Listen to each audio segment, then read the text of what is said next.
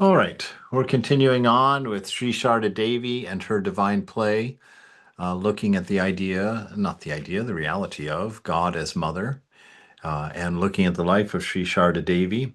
We are on page 665 in a section called Two Flowers on One Stem. And really the point being made here is that there's quite a few points that could be made here actually, but that the notion of Ramakrishna and Holy Mother being really one, their teaching was one. They were unified in their effort and in their, of course, in their life. Um, and so we're seeing that Ramakrishna considered Holy Mother to be the Divine Mother, to be Shakti incarnate, and gave her the power, the respect, and the authority that was deserved of that space, and then placed her in charge of his work when it was time for him to go back, for him to leave the body. He placed her in charge, and for the first several years of the order, the monks would go to Holy Mother for the tough questions, of what should be done, what should be handled, how, like that. And she really guided the early years in the Ramakrishna order. And so we're just looking at this idea of them being the same. And of course, I like to take these ideas and open them up in my head to say, well, what's the implication? And of course, we know that Holy Mother had memories of being Sita, right, when she was, and so that would make her, when she incarnated as Sita with Ram, that there was the male and female representation in that incarnation. And if she was with Ram, Ramakrishna says that he who was Ram and he who was Krishna is now Ramakrishna seated before you when he's talking to Vivekananda. So we get this idea that maybe it's not that maybe the point isn't just that Ramakrishna and Holy Mother are the same, but maybe we can legally take this idea to all the incarnations, that there is no such thing as multiple incarnations. It's a singular entity who's incarnating, but doing it multiple times and having a separate Leela, a separate play each time based on the needs of the situation and place in which he's appearing or entering into the play. And so you could say that Rama, Buddha, Jesus, Ramakrishna, Holy Mother, Mary, Radha, Sita, that they really are all the same person, that there is no difference between the incarnations, that they are the same entity coming and just living a different story, but still having the same teachings, just driving them deeper and broadening them wider each time that they come, because they're going to a different people in a different place in a different time to deal with a different circumstance. And so all those things are percolating as we read this chapter. So it starts today. One must experience the effects of one's past actions, right? None can escape them, but japa minimizes their intensity, right? Japa gives you it does a couple of things. It places you in the presence. It reminds you of grace. It separates you from the mind. It gives you a widget to put between you and mind so you can have that understanding that you are not the mind and the body. It gives you help in controlling your mind, keeping your mind from wandering. It's kind of a practice. It's like lifting a barbell over and over and over again. It helps you to keep your mind under control and detached, right? So japa minimizes the intensity of the effects of our actions. For example, a man who has a result of his past karma is destined to lose his leg, may instead suffer from the prick of a thorn in his foot. Oh, so she's actually saying it lessens the severity of your karma to use to do your japam, and that would because by necessity japam reduces your attachment, right? It keeps you from attaching to those thoughts that become desires for you by keeping your mind on the present, keeping your mind on God.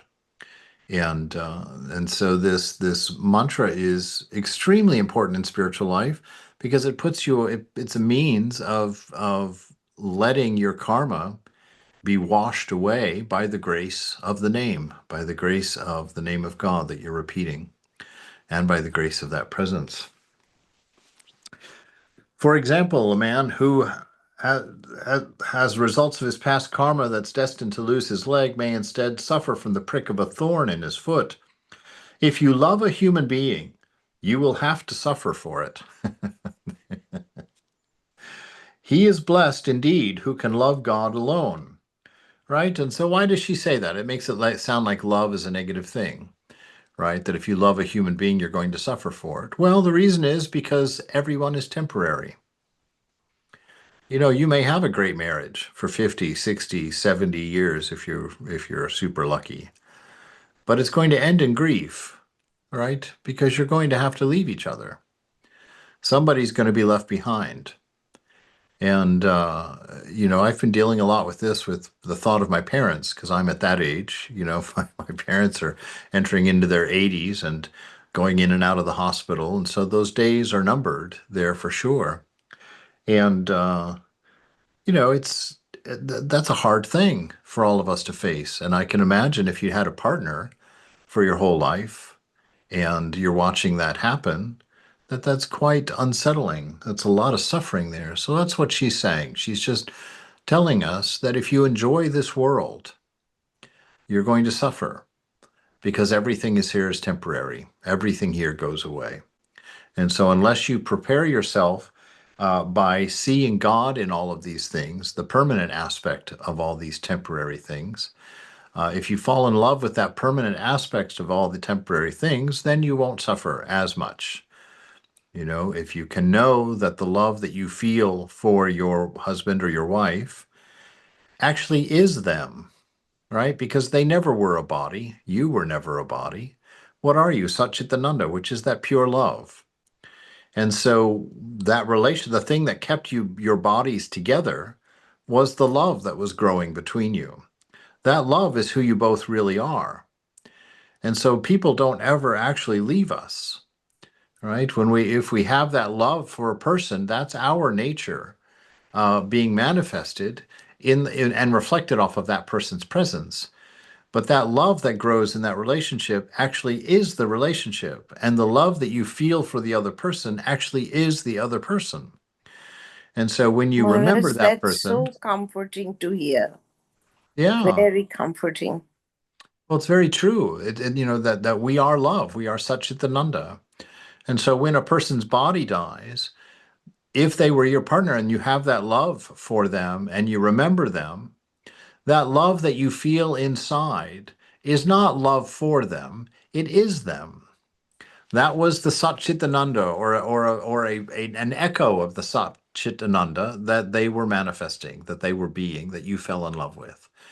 And so it's important to see it that way because if you see the people that you lose as being bodies, then every time you remember them, there's going to be sort of a wistful melancholy, a sadness about it. Like, oh, they're gone, the body's gone. And there's a sadness. Whereas if you understand that they were never the body, that marriage lasted because of the love that you both experienced in it, that you experienced each other's Satchitananda. That's what love is. And so through that experiencing that Satchitananda, when their body passes, and then you think of them and you feel that love, that sweetness of their memory, know that that is them. They have not left you. That is what Satchitananda left in you. So your Satchitananda is the same as their Satchitananda, and that Satchitananda is what you're experiencing when you feel that love for them or from them. And so know that presence, that really is them. And so you can enjoy that person. You don't have to be sad when you remember them. You can know that by remembering them, you're not incarnating them, but giving them a reality in your moment. That they as love come back for a moment and are with you as you enjoy that love, as you enjoy that memory with them. So if you love a human being, you will have to suffer He is blessed indeed who can love God alone, right? And so that's that whole point that we just talked about there.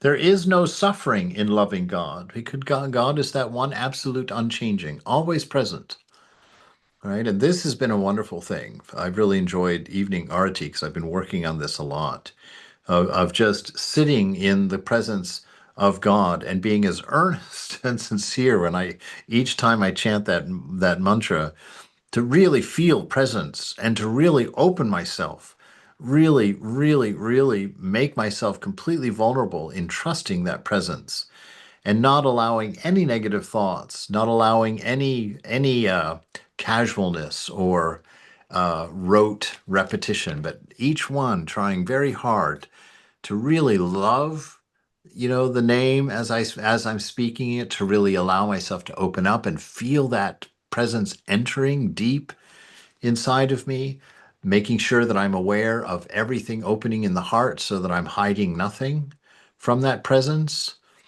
and knowing that it's because of grace that I'm able to do all of this. Nothing ever has to do with the quality of my ego self, right? God loves me for my real self, and that has never changed.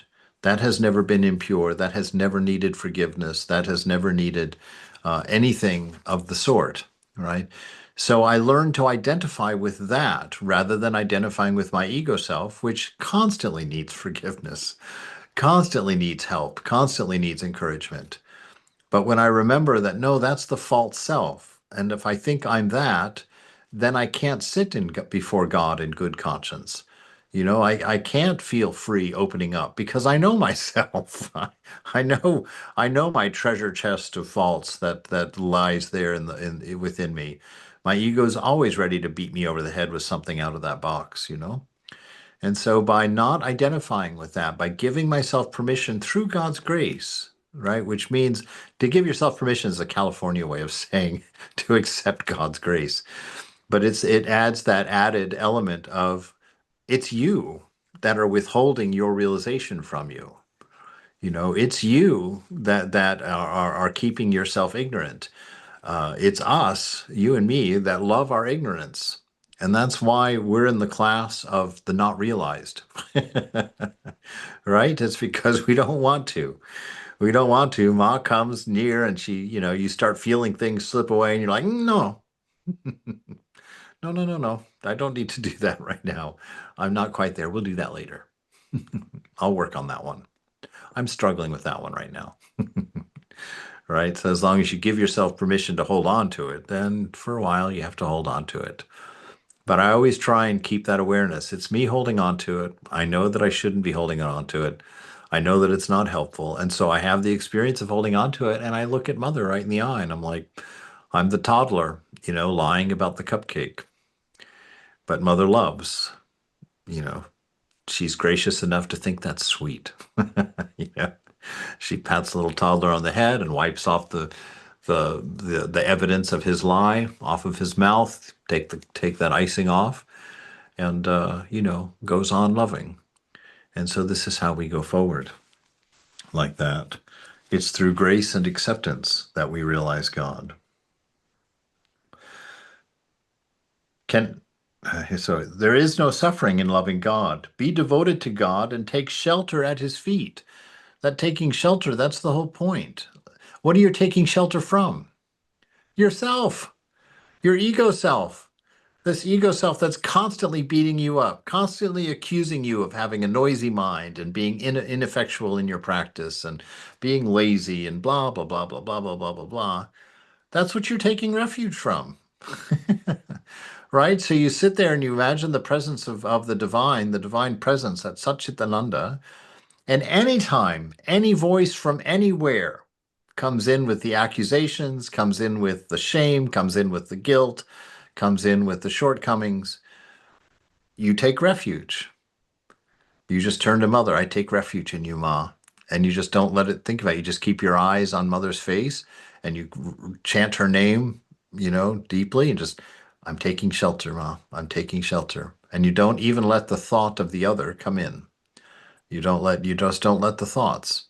If you have no thoughts, you have no struggle. Struggles only exist in your thinking, right? Just like lust. If you're not thinking about an object of lust, you're not going to lust. This is why we want to learn how to control our minds, because your problems only exist in thought form. And if you're in control of your thoughts and in touch with grace, that's fully manipulable by you, fully changeable. I've been, that's something that's new also. I wonder sometimes whether this matters at all, but sometimes I wake up in the mornings, and I've been doing this little exercise of setting my mind, right? Because there's an old way that I wake up where I would wake up and I'd be like, not really interested in getting up because I'm not really interested in what's coming for the day, not really enthused by the conditions of things. And so I'm just kind of a little, just not really into it. Just a slight touch of depression around the edges, probably. And so I wake up and that's in the mind, doesn't want to get up. And so I let it be there, but I watch it and I think about, okay, that's one way of seeing this day. Is there another way? Is there something that you could do today that would make it different? Is there something you could assume right now that would make your mind different? Right? And just experiment with a different perspective. Is there somewhere else I can stand when I wake up so it doesn't look the same every day to me, so that it can look like something more interesting, something more positive. And I've been delighted to find out that if you have faith in grace, you then have a pliability to your mind that you may not have experienced before. When the ego's in charge, it holds on to the reasons, to the time-space causation aspect. It holds on to explanations and it holds you to your karma, which means it won't let you do things that you don't deserve. And so if you're trying to sit there and enjoy the presence of God, your ego, if it's in charge, is going to sit there and make sure that you don't feel comfortable, that you feel a little dirt, a little unease in the presence, and will distract you in ways. And actually, you'll distract yourself, which is a lot of times why we have a noisy mind, believe it or not. A lot of times we have a noisy mind because we're actually still feeling some discomfort in the presence of the divine. And so we start our own noisiness in the mind and call it other so that we're not responsible for it, right? And so we have a noisy mind because we want and like that distraction from those things rather than taking refuge. Taking refuge is admitting it and letting go of it and walking, hiding in the folds of mother's sari, you know, pulling her sari over your face and hiding, from your own troubles, but you're hiding in her, right? There is no suffering in loving God. Be devoted to God and take shelter at his feet. It is enough to remember that there is someone, call him father or mother, who is always protecting you. Right? So always out for your best interest. You can have faith in that. You can know that. Just having the thought of God places you closer to the proper perspective for fulfilling life than not. God is purity itself. Right? So God is absolute unselfishness. God is purity itself and cannot be realized without the practice of control of the body and mind.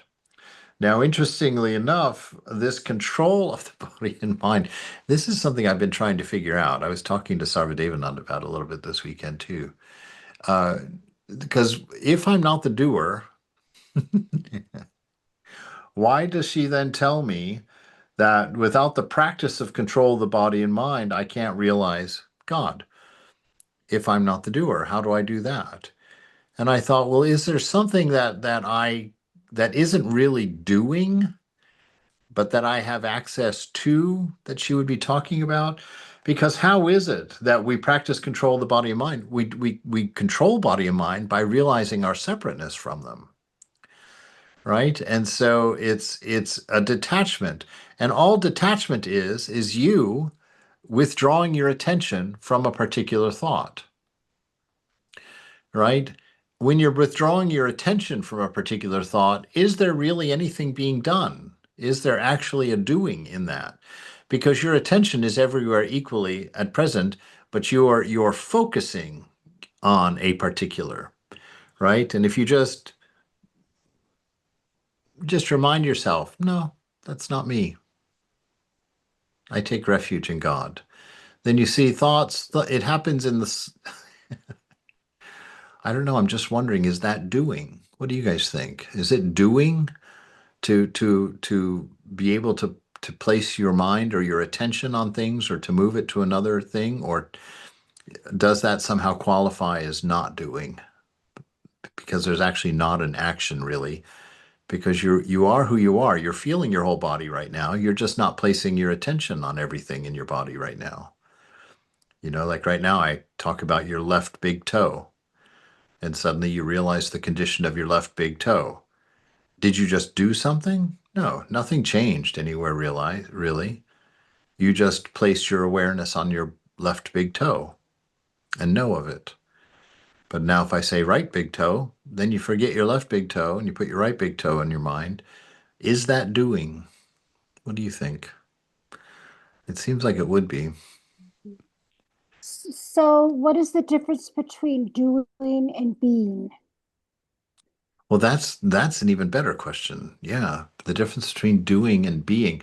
The difference between being is a state of passive acceptance, right? Being is seeing the moment as perfect, seeing the moment as divine, and resting in it. That's being, right? And then allowing your nature to respond, not to react, but to respond to the moment. And so it responds through inspiration, through the inspiration of Satchitananda. So it's not a thought process. So being is free of thought. Being is free of story. Doing always has a story. Why are you doing? What are you? Isn't it, sorry, isn't it mind is doing it? Well, who is the mind? Who is the mind? Yeah. Mind is, If you're going to make the mind do something, then and you're not body mind, then who is mind? Who's doing? So within mind, everything appears to happen, but nothing's actually happening. In the same way as, and we see that in the dream, things appear to happen in the dream, but they don't. You can build a big house in a dream, but it isn't going to be there in the morning. Right? And so we have this appearance of doership in a dream because we're in a dream. So if we're going to use that as non-doership, meaning you realize that it's a dream, and in the dream there is no doer and there is no doing because there's nothing actually being done. Nothing is being accomplished. There is the appearance of it, the sensation of it, but there is not of it. There is not any of it. There is no doing. So I'm wondering if that is closer to non-doership, if that's the what the scriptures are talking about when they say you are not the doer. You're not the doer because you're in a dream world. And even though I pick this thing up from this side and put it over here on that side, nothing actually was moved from this side to that side because there is no this side and there is no that side. It's a dream, right? It's just the appearance of this side and that side, an appearance of moving my napkin from here to there. But in reality, nothing. Nothing was done. Nothing was built. All right. So God cannot, if God is purity itself, right? So by taking refuge in that purity and ultimately by identifying with God, right? Instead of identifying yourself with the changing mind, which is what we do all the time, our normal state of being is identity with mind and all of its things. But if we identify with God, with the unchanging aspect, then this purity itself becomes our purity. Just like the karma of the mind becomes your karma when you identify with the mind and make it your mind, then you activate all that karma and you have to live accordingly. But if you take refuge in God, who is purity itself, then the karma, you're not identifying with mind, you're identifying with self. And now the freedom and purity of self is yours. And the karma in the mind is not. Right? So this is why we're trying to withdraw from mind and identify with the Atman, with self, the witness within. And cannot be, but it can, God is purity itself and cannot be realized without the practice of control of the body and mind. Can anyone destroy lust altogether? A little of it remains as long as one has a body, right? Because it's how the body works. It's how it's put together. But it can be subdued, just as a snake can be subdued by means of dust. I see, referring to the charmed dust used by snake charmers of India. If you are constantly in contact with objects of enjoyment, you are likely to succumb to their influence. Don't be afraid. In this Kali Yuga, mental sin is no sin. Free your mind from all worries on that score. You need not be afraid. There's some beautiful reassurance right there. Right? The Kali Yuga, this is the time where this is the age of distance from God. This is the age of confusion, the Kali Yuga. So don't be afraid. In this Kali Yuga, mental sin is no sin. Free your mind from all worries on that score. You need not be afraid. The Master used to say that truthfulness alone is the austerity of the present age. One attains God by holding to the truth. That is very true, because that is realization, right? Because this is an important thing, because I think in the West, a lot of times religion tells us how it is, and we have to believe that and grow in that belief of believing this thing that isn't true, it doesn't seem to be true in this world, in this plane, but we have to believe that it's true and somehow get somewhere because of it. But in Vedanta, truth reigns supreme, because we're actually, our discernment, our practice is not about believing something. It's not about growing our faith in something, although that happens as a incidentally. But what we're really doing in that time, gosh, this is what happens. This mind is giving up on me. Where was I going with that? Need not be afraid. Truthfulness alone. There it is. That truthfulness, we're simply trying to remove the dirt from the lens so that we can see things as they are. We're not trying to see them in a way that we believe them to be. So we're not actually doing that. We're actually seeing things as they are. So you're not asked to believe in God. You don't need to believe in anything like that, because what they're saying is, if you sit there quiet enough, if you shut down the stories and noise of your ego and observe, these things will become apparent to you, become obvious to you. You will know God. You will know your nature. You will know that you are not body-mind, that you were never born, that you will never die, that these things are self-evident once you break the bad habits and wrong thinking that you've identified with, right? Truthfulness alone is the austerity of the present age. One attains God by holding to the truth. Holding to the truth is discernment. Constantly looking, not letting your mind tell you what things are, but you, through pure observation with no cognition in between the two of you, see it as it is, and it will tell you what you are. It will make itself known to you. That's why when Prabhupada says that Maya, the knots of Maya come untied of their own accord in the light of awareness. Your light of Satchitananda within, which is what you, whenever you look and pay attention to something, you're applying your Satchitananda to it, which is light. And in that light, you will see the truth of it. And so this is why he's saying in our practice is about truth, because it's observing something and letting it be what it is without defining it ourselves, right? Without us placing it within our mind and giving it boundaries and size and whatnot like that. My child, it is good to be active. Bless me that I may work as long as I live. One must always do some work. Only through work can one remove the bondage of work. Total detachment comes later. One should not be without work even for a moment. Work helps one to fend off idle thoughts. If one is without work, such thoughts rush into one's mind. And all of us have experienced that. All of us know. There's even a little koan about it in English. An idle mind is the devil's playground, right? An idle mind is the devil's playground. Because that's exactly, you sit there bored and you're like, oh, well, let's try that.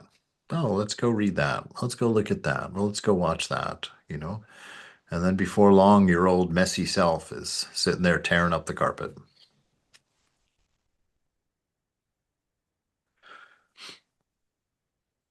Be devoted to God and take shelter at his feet. Again, here we are back to taking refuge, right? So really your practice is refuge. Practice is refuge, right? We're learning how to take refuge in God. We're learning how to let go of ourself and to relax into the reality of God within. We're trying to silence our mind to be big enough to embrace that notion and to give it enough peace that we can pull ourselves out of it a bit, get a little bit of separation. And then what does it do? It makes us aware then, once we stop being aware of mind and all of its machinations, when that silences and that gets taken out of our schedule, what replaces it? An awareness of something that's before mind, which is your Satchitananda, an awareness of a bliss that is always present in you.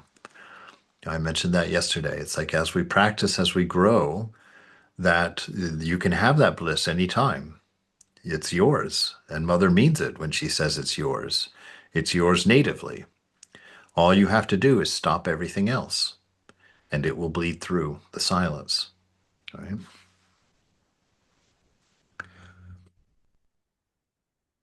Be devoted to God and take shelter at his feet.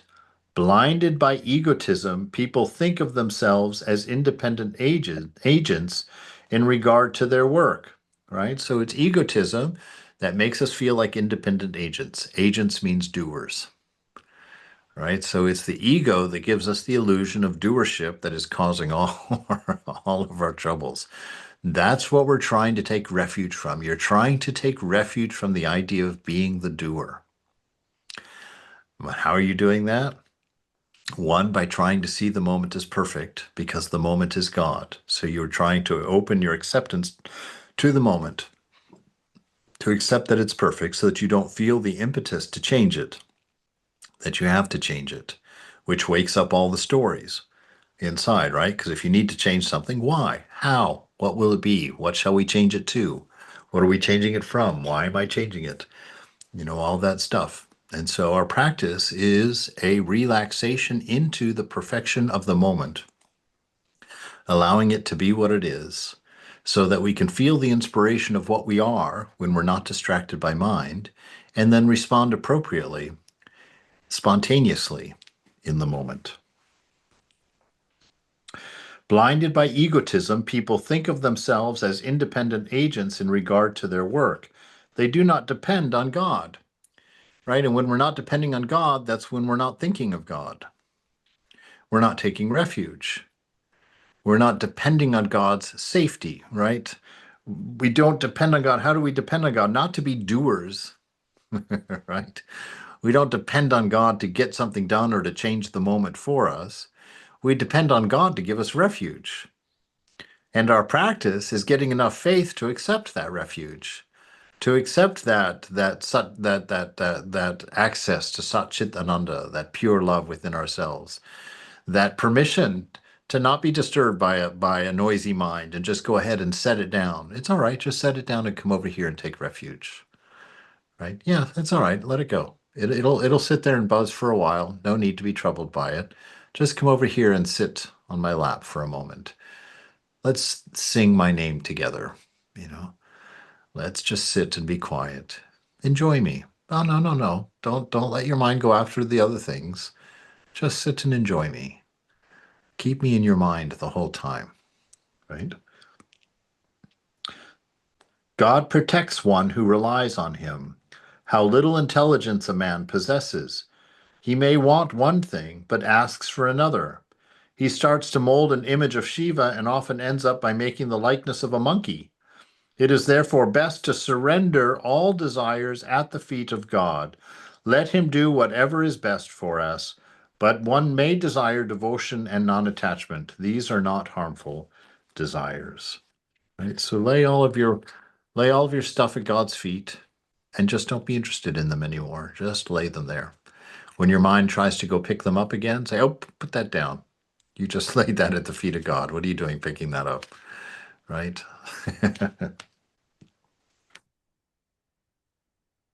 All right. A new section here. There's a lot of good material in that there, I think. Since Jyoti is here, you'll probably find that in my lecture next weekend, Jyoti. All right, a new section. They worshipped each other. Holy Mother and Ramakrishna worshipped each other. Of course, we know that Ramakrishna had Mother sit on that little shrine, and he worshipped her directly. They have all of that at Bellarmont. Both Ramakrishna and Sarada knew their true nature was undivided, pure consciousness, and that their bodies were made of Maya. But during their divine play on this earth, their spiritual relationship was a mystery to most people. They literally worshipped each other. Swami Vishuddhananda, a disciple of Holy Mother, once explained this mystery. The Master said to Holy Mother, the Mother who is in the temple, right, is the same Mother who gave birth to this body and is now living in the Nahabat. And she is the same Mother who is now massaging my feet. It seems to me that the Master saw Holy Mother from 3 angles. He gave advice to Sarada as a disciple, he allowed her to serve him as a devoted wife, and he worshipped her as the veritable Divine Mother of the universe. Holy Mother also served and worshipped Ramakrishna as her husband, her guru, and her chosen ideal, her Ishta. Some people ask me, who is greater, the Master or the Mother? I answer, please think carefully. The Master worshipped the Mother, and she gracefully accepted that worship. Now, you decide for yourself. During the incarnations of Rama and Krishna, the Shakti was not properly honored, but rather humiliated. In Ramakrishna's incarnation, however, he worshipped his own Shakti and placed her in the highest position by this worship. Moreover, he made Bhairavi Brahmani his guru. This is the age of the motherhood of God. Wow, there's a big statement right there. This is the age of the motherhood of God. And pointing out that Ramakrishna had a woman, a guru, right? The Bhairavi Brahmani. That he took a woman as his guru and placed his wife as the divine feminine, right? And worshipped her, honored her. Thy will be done. Ramakrishna and Holy Mother were divine beings, and they were endowed with the power to change their own destinies as well as the destinies of others. Although, out of compassion, they vicariously took some devotees' bad karma on themselves and suffered, they did not use that power for themselves to get rid of their own sufferings. They completely surrendered their destiny to God's will. You want a contented life? Do that. Do that. Let go of the restless mind that's always trying to live a fulfilling life, because fulfilling life is as long as that is the object, it will not happen. Fulfilling lives are always a byproduct of living according to your nature. Fulfilling lives are never fulfilling because you're chasing something to be fulfilled. Fulfilling lives are fulfilling as a byproduct to living according to your nature, according to love, according to wisdom, through your being, right? Being meaning that silent mind, that silent present in the moment. That's where fulfillment comes from for life. It's always a byproduct of you being what you are. They completely surrendered their destiny to God's will. When Shashadar Tarkachudam, well, here's a name. When Shashadar Tarkachudamani asked the master to apply his willpower to cure his cancer, the master replied, "As a pundit, how can you make such a suggestion? Right? How can you tell a holy man to cure his own cancer? You know, which because what makes a holy man holy is knowing that he's not the body and not being concerned about body, mind, and their conditions and circumstances, right? So how can you tell a holy man to cure his own cancer? This mind has been given up to God once and for all. How can I withdraw it from him and make it dwell on this cage of flesh and bone?" Similarly, when someone said to the mother, "Mother, if once you say, 'Let this disease be cured,' it will definitely be cured." Holy Mother said, "My child, can I say such a thing? Whatever is the will of the Master, that will happen. What more can I say?" Someone insisted, "Mother, please say once, 'Let this disease go,' and it will go away." And she humbly replied, "I cannot say that. Let the Master's will be done." Wow. Wow. That kind of reminds me of what they said about Jesus, that he had the power to take himself off the cross and he chose not to do it. I mean, it seems to be in the same vein right there. That's exactly the same thing, exactly the same mindset. You know, Jesus in the Garden of Gethsemane was begging God, if there's any way possible that this cup can pass from my hand, please, please. But if it must be done, thy will be done. You know, so he surrendered to it. And that Ronnie, is, yes. it makes the whole topic of prayer so confusing to me because I just want to say, "Thy will be done." I don't really have anything to say. I mean, I do it because so and so is sick. Please help them. This and that country is in terrible condition. Please help them. But on one level, it's like, I don't know how to pray. Yeah, well, the best prayer, Ramakrishna says, the best prayer is thy will be done. Right, but that takes like 1 second. And then is that like, it's not a long prayer session. Well, to live it in the moment is realization. If you can actually have a moment where you are fully surrendered to the will, that's realization. But what about for other people? Like, do you go through everyone you know who's hurting and say, "Thy will be done for Joe, thy will be done for Charlie, thy will be," like, If you want to, there's a place and time for that where that can be helpful and beautiful. You know, for me in my prayers, I remember the specifics, but then I just kind of open up and let Mother let Mother go in and see all the people that I know that need prayers. Let Mother feel all the things that I'm stressed and anxious about, and let her answer those prayers. You know, it's opening and surrendering is the best prayer. That's what "let thy will be done" means. And so the process of surrendering is prayer. You know, so you sit there with Mother and you just keep surrendering to anything protecting you from her, anything that's blocking her, any assumptions that she can't see or doesn't know or can't feel or doesn't understand, you know, or can't hear about, or any sense that you are able to hide anything, or that you are able to not think of something in front of Mother. Active prayer is the process of surrender, but they right? say that prayer works. Yes, it does, because it is the actualizing of the name. It's bringing Satchitananda to the forefront so that the knots of Maya will untie themselves. So prayer helps not because you're praying, but because you're in the presence, and the light of Satchitananda is self-correcting. But I'm in the presence isn't going to help the person who's sick. It most certainly is. Okay, that's confusing. Yes. It is Okay. confusing because ultimately we are one. Okay. And this is knowing that oneness, right? And placing everything within the will, right? Handing it back over to God.